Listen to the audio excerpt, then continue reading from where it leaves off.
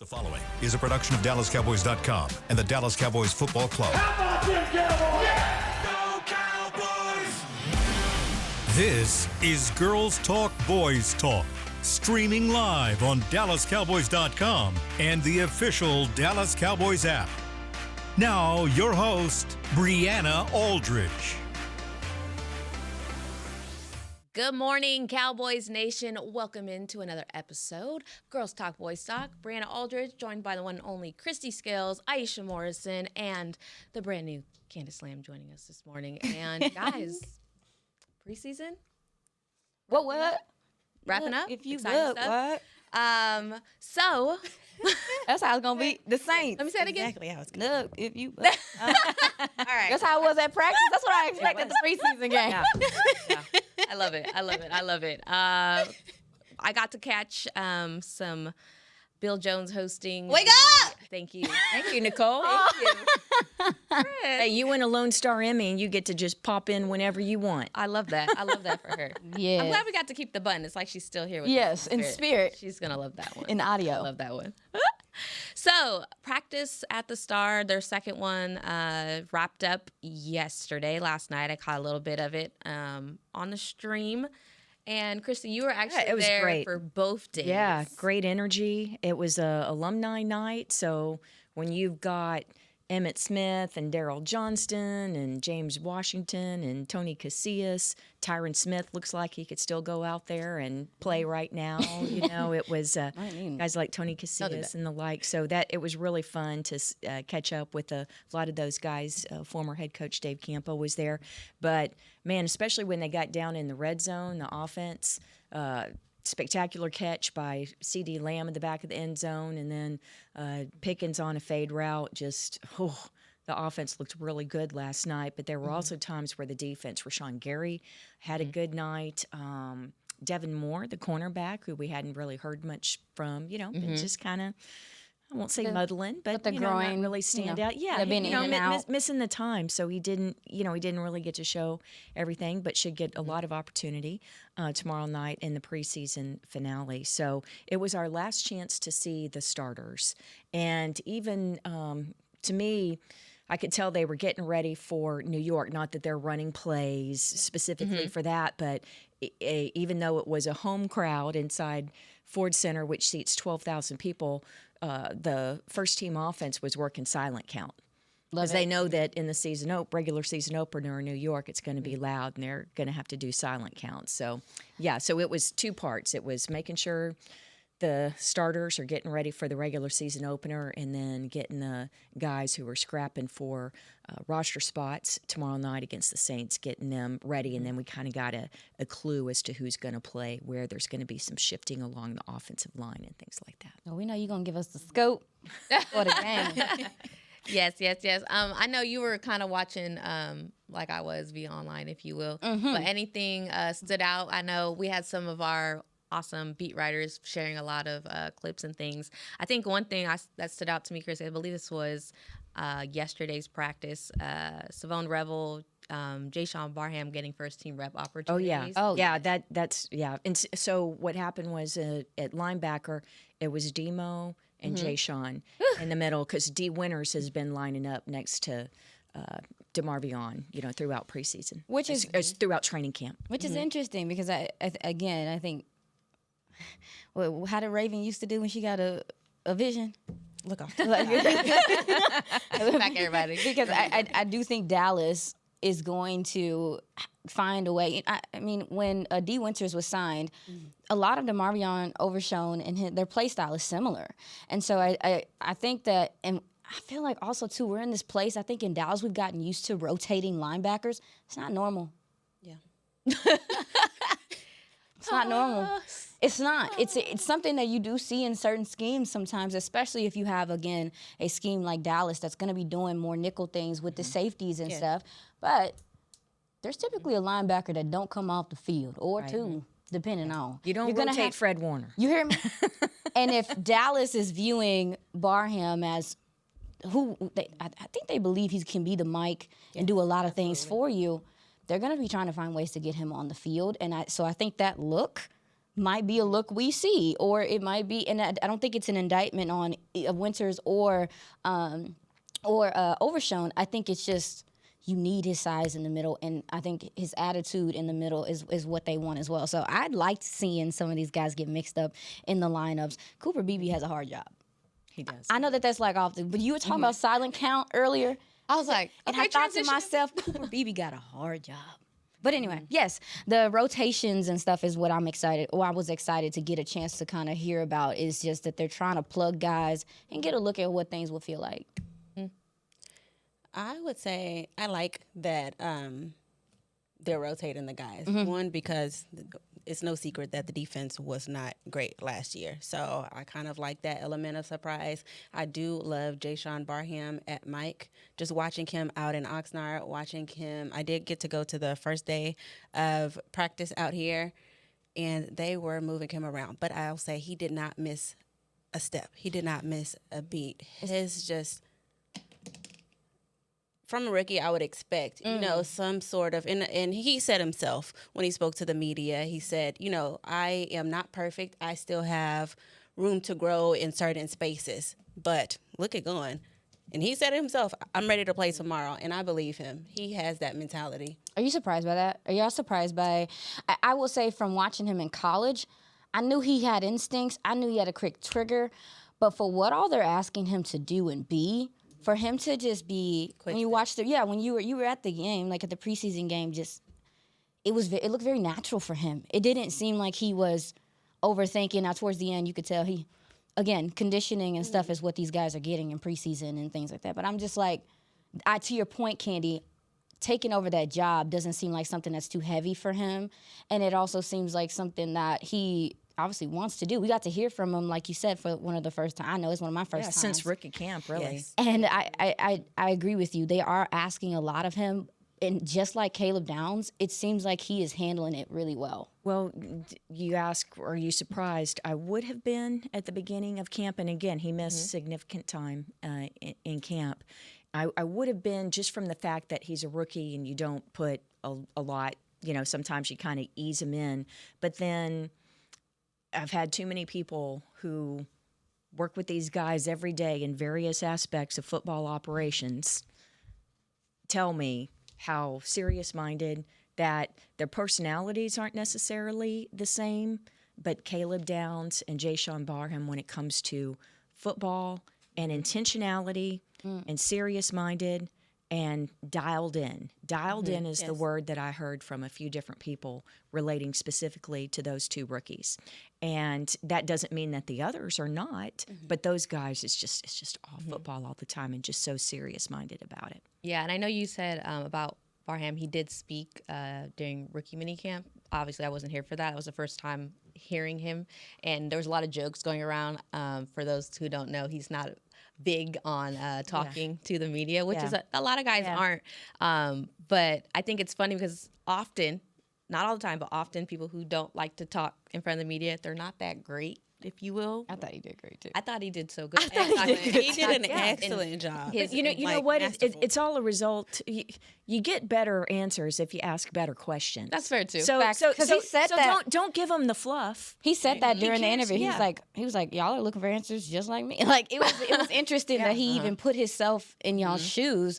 And I was like, oh, he doesn't hate the media. Yeah, He just wants me to do a good job. Yeah, I think That's when he was speaking about questions. Yeah. Like, being asked questions. Yes. It's like, I'm going to ask questions. But just how he answered them, his IQ, and I think it goes into being able to go in there with confidence as a rookie. I think this is a guy potentially, we're talking, I don't know, Christy, week 8, that he could potentially go in there and play the mic role because his confidence. And Did you he's say done it. 4? Did you say week 3?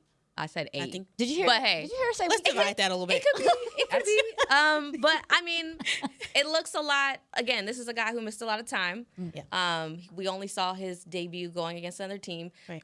I've seen a lot of people shine during this time, and then they hit what do they call it? The rookie wall, if you will. So I think there is going to be a lot to adjust. And he's a spectacular player, and I just want to see him gradually, be able. And if you have a guy who can, like Overshown, who can go in there and do it, let him build up that confidence. And then when it's time, make that transition. Yeah, yeah. But Bill Parcells would say, "Let's not cast all the anointing oil just yet."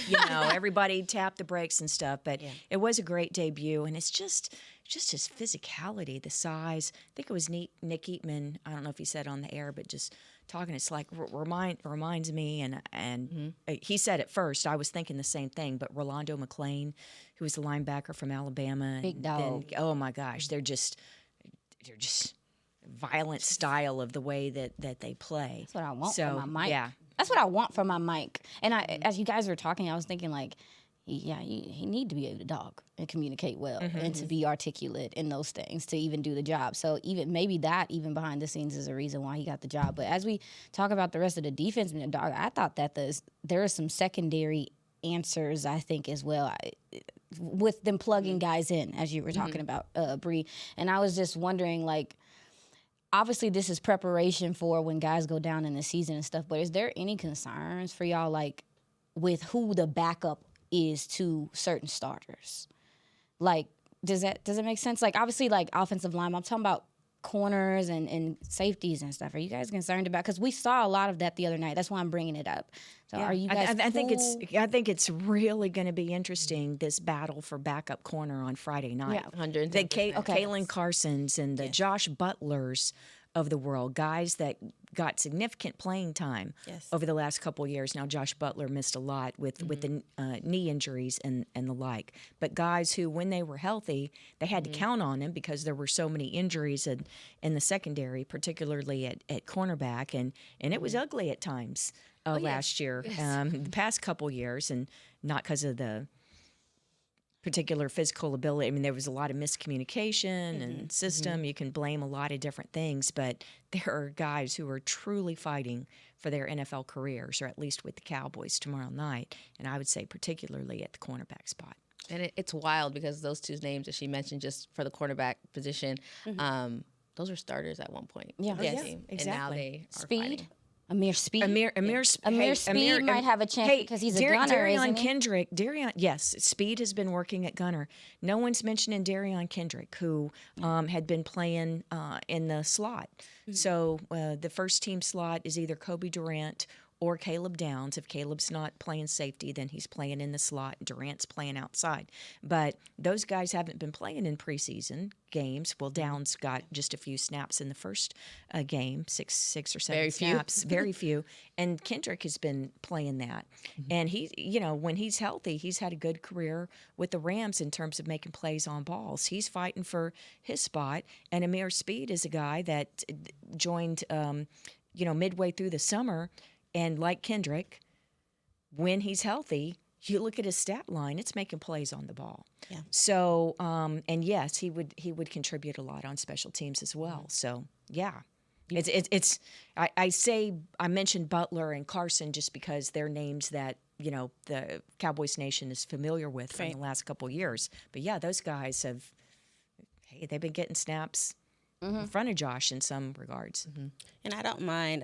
Schottenheimer said that we are still going to see the battles go on until tomorrow's game. Sure. So, being that there has been a couple of troubles over the years at those positions, I don't mind seeing those guys rotated out in tomorrow's game just to see who is going to dog it out. Because honestly, we were just talking about Jayshon Barham. We need that same type of mentality across the board with all of the players. And we know tomorrow's going to be a feisty game. Who's going to be? I think it's just going to be a test of time. Going into tomorrow's game, who can stick out those tough games? Who can, go and cover those guys out there when you're in the thick of the pressure? So,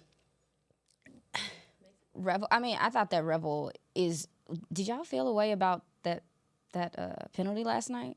That was questionable penalty on Revel. I mean, as you talk about the secondary, Candy, for sure. I mean, the last 3 years, I feel like as you've gone later into the season, and even when you went to the playoffs a couple years ago, you were getting secondary players from off the street. I mean, you were trying to find depth. So to your point, this 4th and 5th corner spot is not just for decoration. No. It's you might have to play. Like, it's very possible you're going to have to play at some point in time this season. And so you do want quality guys out there. But I'm a little torn because I think Kobe Durant has played He's had a fantastic. terrific camp. He has. Terrific camp. Yeah. How do you ladies feel about, we know that Deron Bland is going to be your starter. You know that it seems like Kobe Durant probably will be your starter. Mm-hmm. With all the work that Savon Ravel's put in, I think that Christian Parker will find a way to get him on the field because they want to rotate the guys and his ability, but No, Durant starts on the outside. How do you find it? Yeah, and Downs in the slot. But then because Revels played so well, you could put Downs in the back, have Durant slide inside, and then you got Revel and Bland. So we think we'll get to see some, and you'll see. Yeah, you're going to see so many different looks. Okay, Yeah. I think absolutely. Although Durant is the starter, we're going to see a whole ton of Revel because his confidence has grown so much. You know, like, I don't want him to feel diminished because he's not. Obviously, he has a lot of respect for Kobe Durant. He's earned the spot. But with how high his confidence is and him kind of being in, he's been in a rhythm. After that first week of camp, he locked in. You know, so he's been in a rhythm.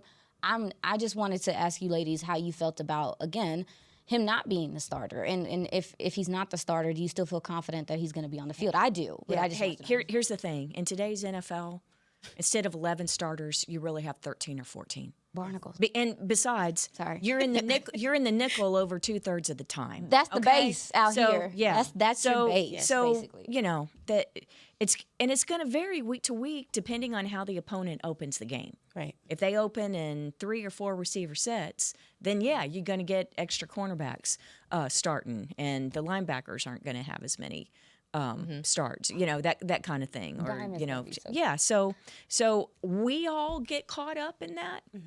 The players know exactly what's going on, and so would they like to start every single game? Yeah, but they know they're going to get plenty of opportunity.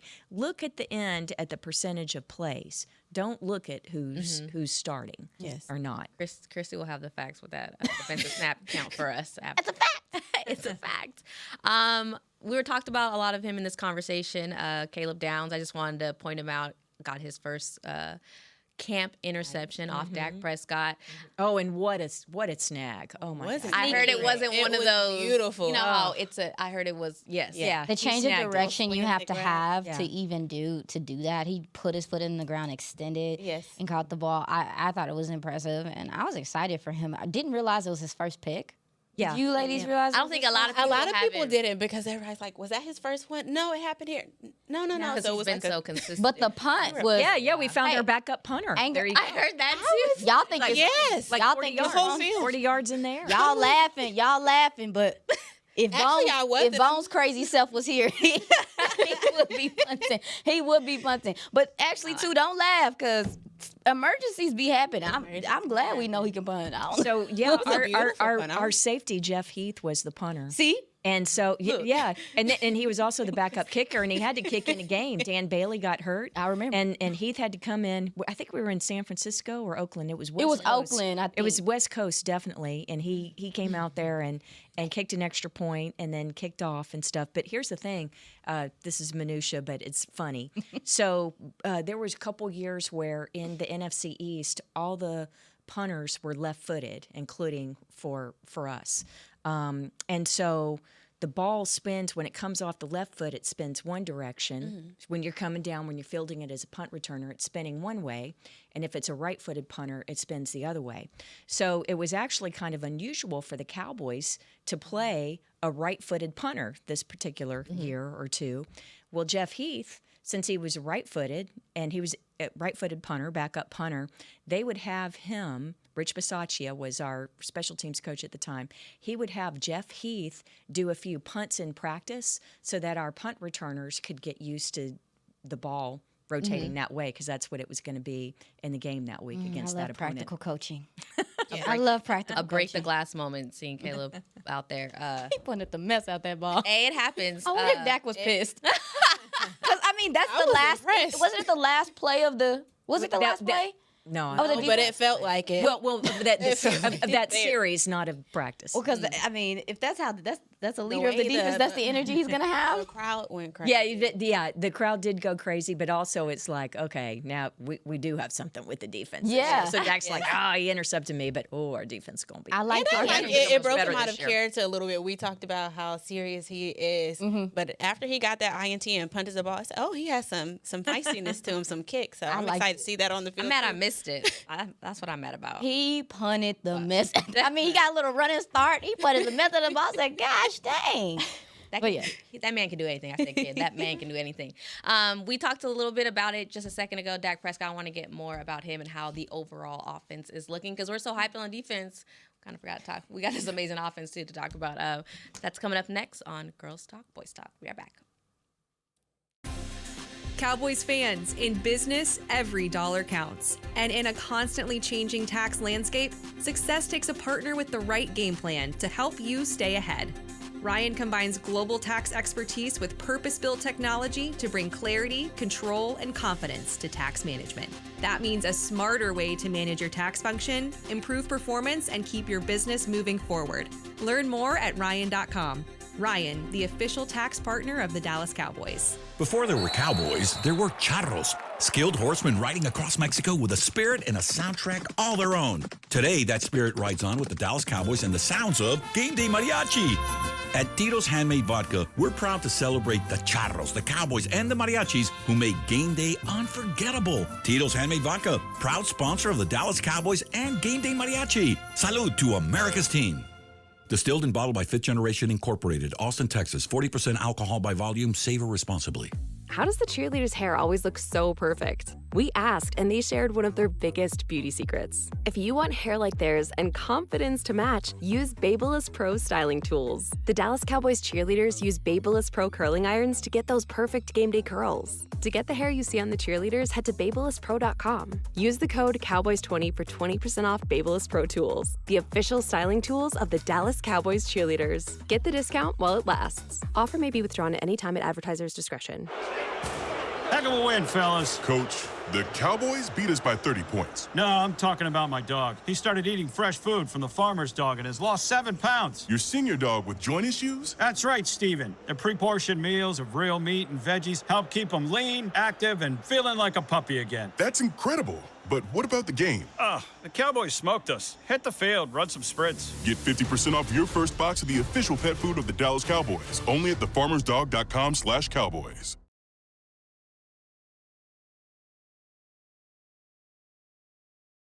Back to Girls Talk, Boys Talk. The Farmer's Dog is the official pet food of Dallas Cowboys. It's real, fresh food portioned just for your dog and delivered to your door. Visit thefarmersdog.com/Cowboys. Welcome back into Girls Talk, Boys Talk. We were just talking about Dak Prescott getting picked off by Caleb Downs for the break. But obviously, Dak Prescott is doing some amazing things. The red zone work I was seeing, George Pickens, CeeDee Lamb looking like they haven't missed a beat, which is exciting to see with the season just 17 days away from kicking off. But I'll start with you, Christy, just overall what we've been able to see in the joint practice. I don't know if we can count the Saints joint practice work, but the Rams. That was a lot going on there. But the Rams joint practice work we're able to see, like you said, this is the last real time that we'll see them getting those reps with the ones. So before we get into the finale preseason game, just what have you seen from Dak? Yeah, I think the thing that stood out about that first joint practice with the Rams was there was just no running room early and stuff. And then the Saints practice was so disjointed with all the fights and stuff. Maybe it was just the media being distracted by what was happening over on the other field. Oh, now the fight's on that field this time. Now it's on this one. But seemed to run the ball a little better, more holes for the running backs to get through. But and I know that people have been Camden Brown had another good night last night with a good catch there at the end, a couple of them towards the end of practice. Jonathan Mingo, another good practice.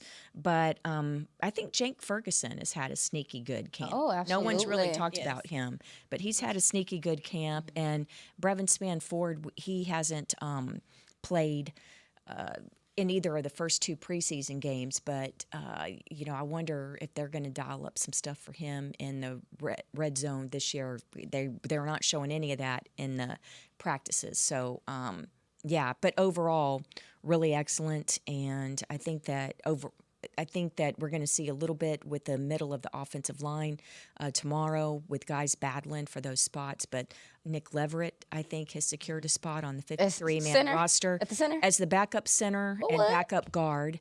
And T.J. Bass started off as your backup center. But I think that Leverett has played well enough that he's going to be your backup center.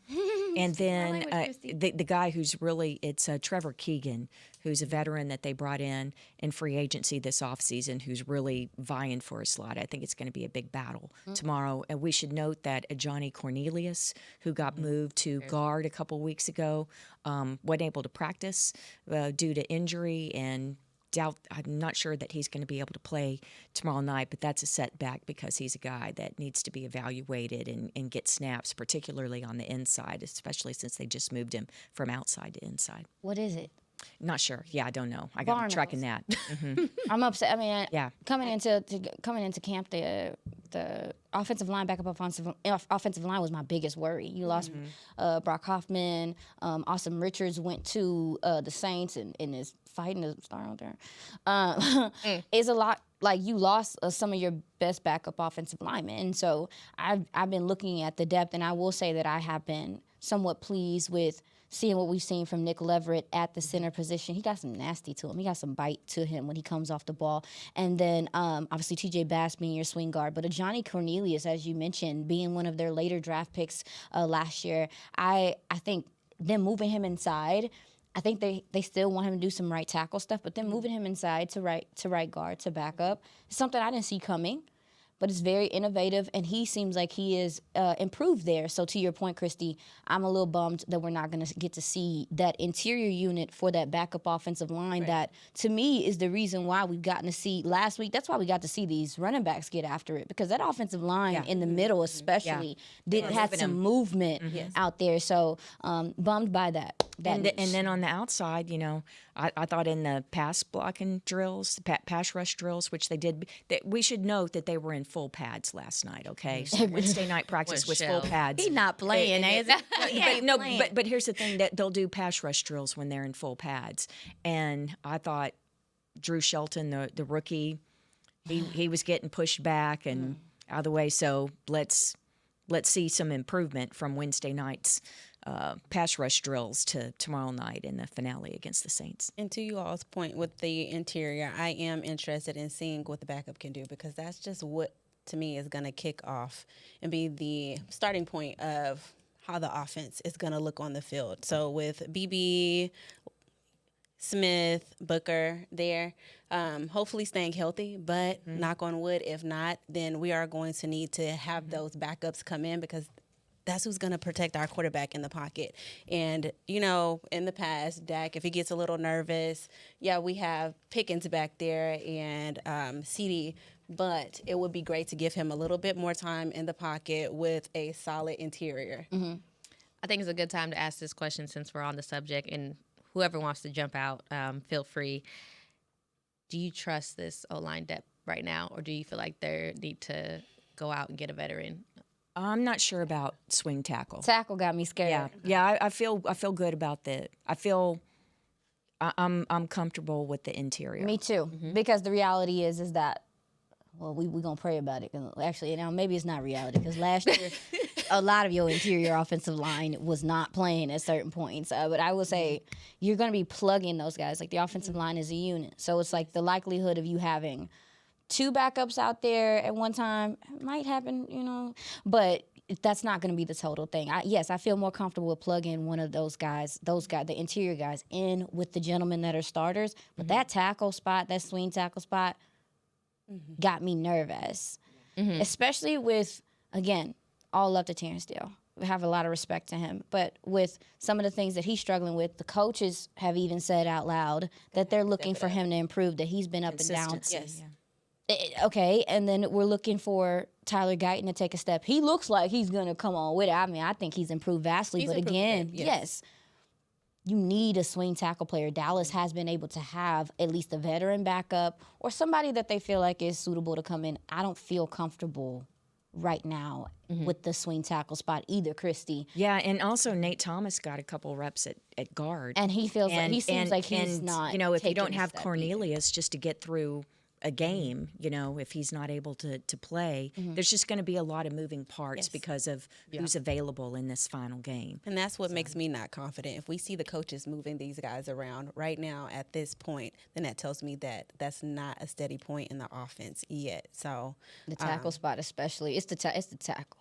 Yeah. Well, Schottenheimer did Exactly. actually mention during one of the practice or after, it might have been after the Saints joint practice about, you know, purposely cross-training these guys. Oh, yeah, absolutely. Drew Shelton had been getting work on one side and then has flipped to the other. So yeah, they moved them from the right to the well, left, right? yeah. So the swing tackle means that they're either going to play right side or they're cross training at both. And so Shelton, what was it, about 3 weeks in before they flipped him to the other side, and that was purposeful because it's like, hey, we're having him. Basically, he was competing with Nate Thomas. Right. He is competing with Nate Thomas as to who's going to be the swing tackle. So Right. that's why they're both getting work on, flipping sides.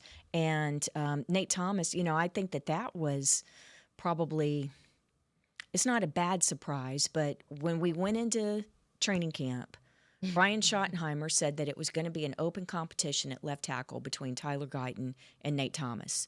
Less than a week into camp, then it's Tyler Guyton's job. And then Nate Thomas, now he's competing with Drew Shelton, basically, for who's going to be the swing. And then they, just out of necessity, had to give him a few reps on the inside because of just trying to get through preseason games with injury situations.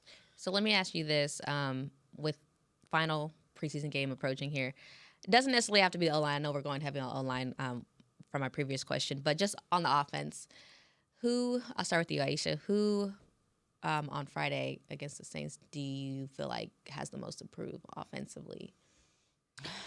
I would say it's hard because the tight end spot right now with DJ Rogers and Trigg being injured has really thrown off things because respect to Zach Kuntz.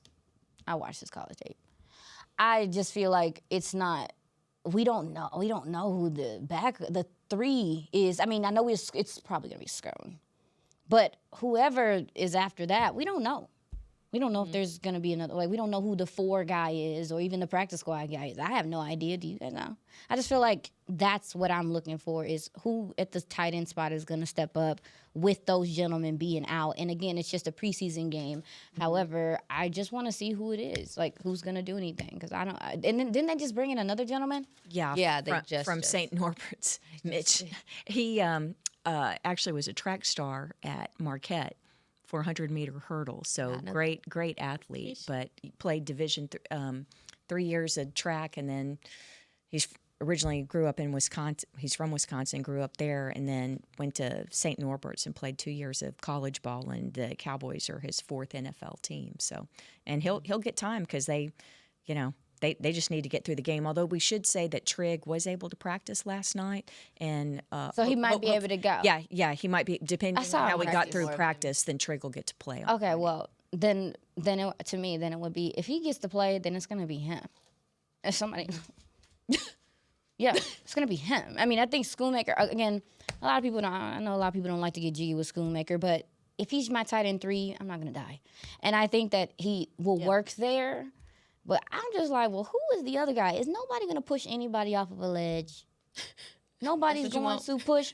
I just want the room to be a little. I think with Schoonmaker, Brevis Spanford, and Ferg, that's a pretty good room. But again, if that guy gets dinged up, who's your 4? No offense, not here. He's injured. Yeah. No offense did a lot of dirty work and a lot of Princeton stuff. fans. Well, Princeton fan rather. Princeton, I apologize. yeah. What's wrong? Princeton fans not here. Right. He's out for the injured. year. He got hurt the first practice. And he does a lot of things behind the scenes on special teams and stuff. So who is that? Who's that going to be? That's what I care about. I want my special teams to improve. And whoever your tight end 4 is going to be doing special teams, and I'm tired of them looking dusty. Because Brevin Spanford, wasn't he like a gunner last year or something? He wasn't a gunner, but he led the team in tackles. He was excellent. And he's the 2 now. So Yeah. I'm looking for who's going to step up there. Okay. Got it. Sorry. Tight end. Somebody do something. What about you? The question was who's stepping up? Who needs to step up? Who has the most Most to to prove? Offense.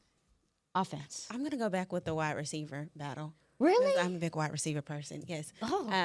I feel like a lot of people are going with Camden Brown right now. I'd like to see Mingo step up. And the reason I say that, I feel like the Cowboys have been missing a big DK Metcalf type receiver.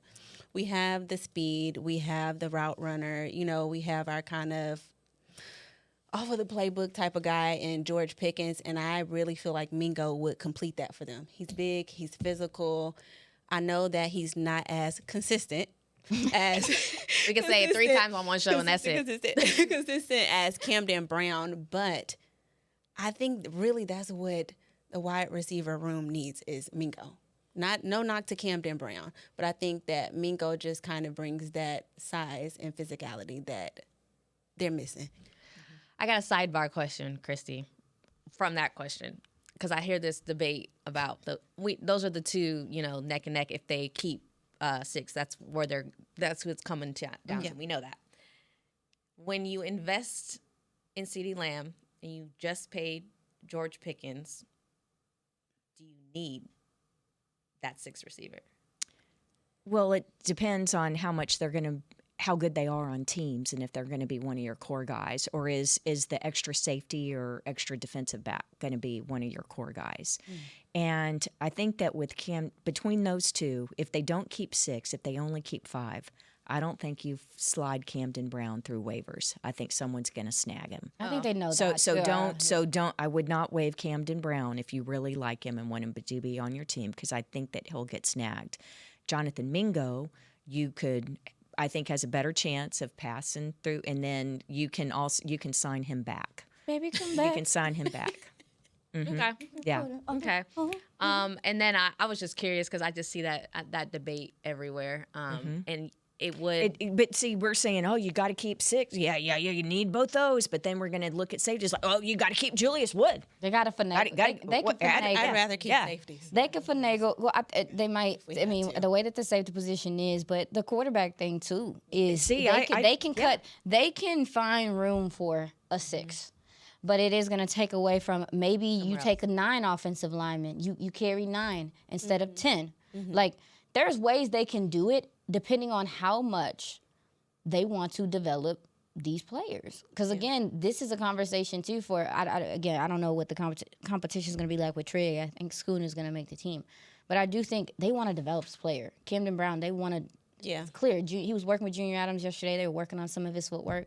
They want to develop the player. So I think that they're going to find a way to keep him. Yeah. At this point. I think the competition is real. Yes. Between Mingo and him. 100%. It does not mean that they don't want to develop this guy for the future, especially with Pickens again, being on the tag and things that are happening. Like, when is Turpin's deal over?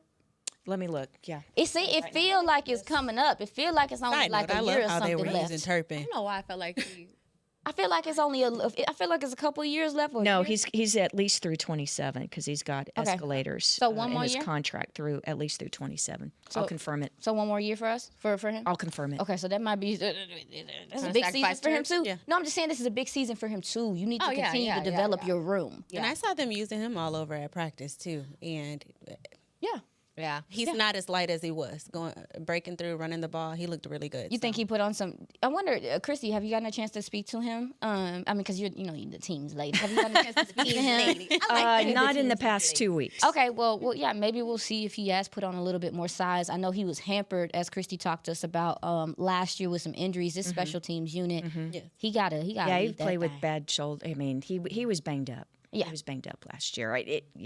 Playing hurt. Yeah. Anybody else? We ain't say nothing about the running backs, which is wild. Well, that topic has been going back to Austin. That topic is not going away. I do want to leave a little bit of room for us at our last segment because I have a little game for us to play. Ooh, all right. We love games. We're going to spice it up a little bit. But before that, we're going to take our next break here on Girls Talk, Boys Talk, and we're going to play a game when we come back. Heck of a win, fellas. Coach, the Cowboys beat us by 30 points. No, I'm talking about my dog. He started eating fresh food from the farmer's dog and has lost 7 pounds. Your senior dog with joint issues? That's right, Steven. The pre-portioned meals of real meat and veggies help keep him lean, active, and feeling like a puppy again. That's incredible. But what about the game? The Cowboys smoked us. Hit the field, run some sprints. Get 50% off your first box of the official pet food of the Dallas Cowboys. Only at thefarmersdog.com/Cowboys. Before there were cowboys, there were charros, skilled horsemen riding across Mexico with a spirit and a soundtrack all their own. Today, that spirit rides on with the Dallas Cowboys and the sounds of Game Day Mariachi. At Tito's Handmade Vodka, we're proud to celebrate the charros, the cowboys, and the mariachis who made game day unforgettable. Tito's Handmade Vodka, proud sponsor of the Dallas Cowboys and Game Day Mariachi. Salud to America's team. Distilled and bottled by Fifth Generation Incorporated, Austin, Texas. 40% alcohol by volume. Savor responsibly. How does the cheerleader's hair always look so perfect? We asked, and they shared one of their biggest beauty secrets. If you want hair like theirs and confidence to match, use Babyliss Pro styling tools. The Dallas Cowboys cheerleaders use Babyliss Pro curling irons to get those perfect game day curls. To get the hair you see on the cheerleaders, head to BabylissPro.com. Use the code Cowboys20 for 20% off Babyliss Pro tools, the official styling tools of the Dallas Cowboys cheerleaders. Get the discount while it lasts. Offer may be withdrawn at any time at advertiser's discretion. All right, Cowboys fans, this one's for us. If the men in your life bleed blue and silver like we do, then look no further than Gillette Labs. The Gillette Labs official Dallas Cowboys licensed razor, now available as a retro SKU, combines his Cowboys pride with Gillette's best shave. And with 50% longer lasting blades, it's easy to shave like a legend and look like a pro. A win-win situation for all of us. Get it while you can at Gillette.com/NFL. Gillette's best shave is also available as heated. 50% longer lasting blades per cartridge versus Fusion. Back to Girls Talk, Boys Talk.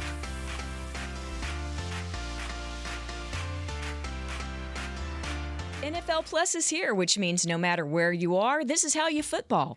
Get live, local, and primetime regular season and postseason games on your phone or tablet, plus game replays and more. And right now, you can get NFL Plus Annual for just $39.99 or NFL Plus Premium Annual for $79.99. That's 20% off for a limited time. Go to plus.nfl.com and start your free trial of NFL Plus today. Offer ends September 21st. And to answer the previous question about Kevontae Turpin, he is in the second year of the 3-year extension. He signed in 2025, so he's signed with the Cowboys through next season, 2027. So 2 seasons. This year and next year. Okay, Barnacles. Okay, got it. I was like, I carry the 2 because sometimes It can be, math is tough. But no, the football math can be hard because Tater tots. I mean, a season is 2 years. 2 years. It's not 1 year. Yeah, tater tots. Tater tots. Yeah, is Von Miller offering tater tots to Hunter Lipke along with the chicken to try and get? We got to get down to business. Get that 40 jersey. I'm only going to take only a couple more pictures of 240s walking down the tunnel. I'm screaming right now. I need this to. Let's figure this out. Somebody needs to. Well, yeah, somebody need to. He just needs a good offer. He needs a Maybe great he offer. doesn't like chicken. it is easy to tell the difference, just letting you know. Chris, please. One is white and one is blue. It's really easy, okay? One's white, one's blue. Defense, offense, right? Is that the easy way? What I loved about Von Miller, because he was dressed out in uniform Saturday night, even though he wasn't going to play. But this is the most Aggie thing ever, and I can say this because I'm a proud Texas Aggie. But he had his tin of chew stuffed in the back. You don't have a pocket in your football pants, okay? So he had it tucked between. Anyway, he had it on his right cheek there, tucked below the football pants. As so somebody that was in the whole military, game. people find some crazy places to put chew or nicotine patches. So This trust conversation is getting wild right I trust you, Christy. I trust you. We need. now. That's some insider reporting right there. Christy, I want you to tell us, you have a story before we get into our game, because our game is going to be based on some of these guys we've been talking about who are on the brink, the bubble, if you will, making this team. There is a special story that you have of somebody taking advantage of that and making the coaching. Yeah, because the question is, can you really make the team off of the final game? And Bill Parcells comes in his first year with the Cowboys in 2003, and he told the media, he said, I told the team, you make a play in this final preseason game, You force your way on the team. Make a play. And a young guy who had been on and off rosters in different leagues, and Reggie Swinton returns a kickoff 96 yards against the Vikings in the preseason finale. And Chris Beam remembers this too. And Reggie Swinton made the team because Bill Parcells had to live up to his word. And Swinton had a pretty good camp and everything. But, yeah, he made the team because he made a huge play. Now, I'm not saying that it has to be a kickoff return for a touchdown. But when we say jobs, careers, futures as Dallas Cowboy, and remember these guys are also auditioning for 31 other NFL teams tomorrow night. Yeah. So it's hugely important, and I am always offended by people who don't care about preseason or dismiss it. These are people's lives and careers. So let's just pay proper respect. Agreed. Because personally, I think when it comes to the backup position of QB, it's going to base a lot on what we see Friday. It's not going to come down to every position. It's going to be all together overall. But I think, like you said, this is a big stage, the final moment. Leave it all on the field for these guys. So some of them will never play football again. Yes, and like you said, that's like a final interview to these guys. It so. Absolutely is. Yes, absolutely is. Lipke too, right? Wasn't that kind of his thing? I thought he was kind of interesting, but that third game is what really, I don't know who talked to him, who did what, but we hadn't seen him do the stuff that he could do. We ain't seen it since. But we ain't got to see him do running back stuff. He was doing things. I'm saying, like, I thought that third game, to your point, Christy, is what, really? Yeah, catapult helped cement what the coaches had seen. Yes, ma'am. Absolutely. Let's get it. So let's get it. This is, I need everybody to put their GM hats on here. I titled this game, Save His Spot. All right? Ooh, all right. I like that. We're going to make this little rapid fire quick so we don't run out of time. Okay. I'll start with Aisha. And now, these aren't this isn't a position battle. This is more of the value of the guy. Sam Williams, Reddy Stewart. Who are you keeping? Reddy Stewart. Save his spot. Stewart. Tiebreaker. Sheesh. Always. Stewart. That's unanimous. Elijah Clark. Justin Barron. Oh, you're wrong. I'll start with Chrissy because I started with Aisha last time. I love Justin Barron, but Clark. Okay. Oh, it's going to be Clark for me, too. Okay. Need the free safety. Tiebreaker again, but I was going to go Elijah Clark. Barron is hard because he's I like Barron the special so much. teams. Yeah. But they both have special teams. They're both, and by the way, they were teammates at Syracuse and very tight friends. Oh. Yeah. And but I think that they're both, Justin Barron will be on the practice squad if he's not on 53. So he'll be here. That Rams practice was crazy too, by the way. Maris Leafau, Josh Butler. I'll start. Yeah. I'm going to go Josh Butler. Is this seat taken? Is it? You got to choose. I thought of you when I made this game. I said she going to be either one? One or the other. Save his spot. What's the names again? It's Save his spot. Are you saving Josh Butler or are you saving Maris Leafau? I'm going to save Josh Butler. Leafau. Josh Butler. But I love Josh Butler, too. I mean, I feel like he's had a little bit of a weird, not weird. I've seen him get beat a little bit out there at Oxnard. He just hadn't, he's... Well, I feel like Maris has helped himself. I think Maris has helped himself these few practices. I think he's helped himself recently. I might be changing my answer. Continue. Curtis Robinson, James Houston. Ooh. I like Curtis Robinson. Dang. That's a tough one. What a good one. That's really good. All of these are good to me. You're staring me up. Please Robinson or Houston? I really respect Robinson, and I want him on the team, but I think pass rush is a more of a premium. So by position over inside linebacker, I'm going to go with pass rusher Houston. It's going to be James Houston for me. Same for me, and the same reason as Christy. That's James Houston. Every time I hear his name, I just think of that interview when Dak said that. All right. So we have our 4, but the bad news is I only got 2 roster spots left. Oh. No, I ain't playing that game. You got to, Christy. Homie, don't play that game. Christy, we have to. She's We only got 2 wrong. roster spots. You're the GM. No. Can we give like a disclaimer? All right, what's the name of the people? Iana Jones, I'm not the GM. This is just Christy, for this is just a performative game. Purposes. Please do not hate us. This is just a game, Christy.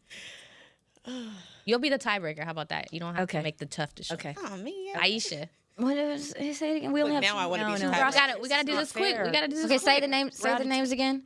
Reddy Stewart, Josh Butler. And there's only 2 spots left. Reddy Stewart. Ready, steady. Chrissy's saying yeah. Ready, Stewart. Okay. Yeah, Okay. ready. And then that just leaves us with Elijah Clark, James Houston. You're terrible. You're I'll go. wrong. James Houston. What? She didn't even think about that one. I mean, yes, because of the pass rush. Yeah, and you also keep James Houston. Well, Elijah Clark, you're going to have to slide through waivers. But James Houston You has could done sign- things on special Yeah, teams too. yeah. He's Houston, but I mean that's not fair. I don't It's like this wrong. game. I'm I don't like this game at all. I just It's A Houston. pass rush. I want us to have it. See, this is a dilemma that I judged Dallas Cowboys cheerleaders auditions for like 26 years, and we invite about 44 or 45 to training camp, and they always tell me, Kelly and Judy are like, Christy, we can't keep 68, but I like 68 of them. Christy wants everybody to go. Chris be laughing at me because every year I struggle with cuts and stuff like that. I be like, but what about this guy? He's like, you can't be a GM. You couldn't even be in scouting because all you do, you so indecisive. I'm like, It's show business, not show friends, everybody. Show business, not show friends. See, look, he be like, you need to make it yours. I'm like, oh my I know. God. Throughout the season, she be sinking in her chair and going through it, and I be struggling. tearing out her hair, trying to figure this out. But I mean, this is the real. There's some tough decisions coming. That's very good questions, though. I'm- Very I- tough. I'm really excited, and I like everybody's predictions on who stays and go. I'm like, it really could go either way. Either way.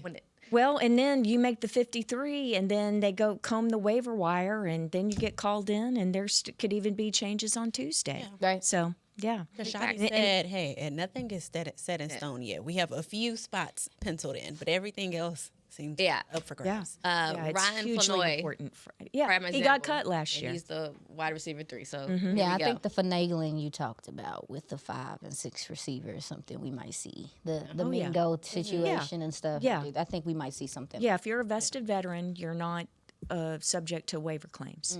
we'll only tell. Well, the finale preseason is Friday. That means I'll break that down and talk to you guys about that next week. And we'll just Can't wait. have a lot to talk about next week. That's going to do it for today. Brianna Aldridge, Chrissy Scales, Aisha Morrison, Candace Lamb. We'll see you guys next week. This has been a production of DallasCowboys.com and the Dallas Cowboys Football Club. How about this, Cowboys? Yeah!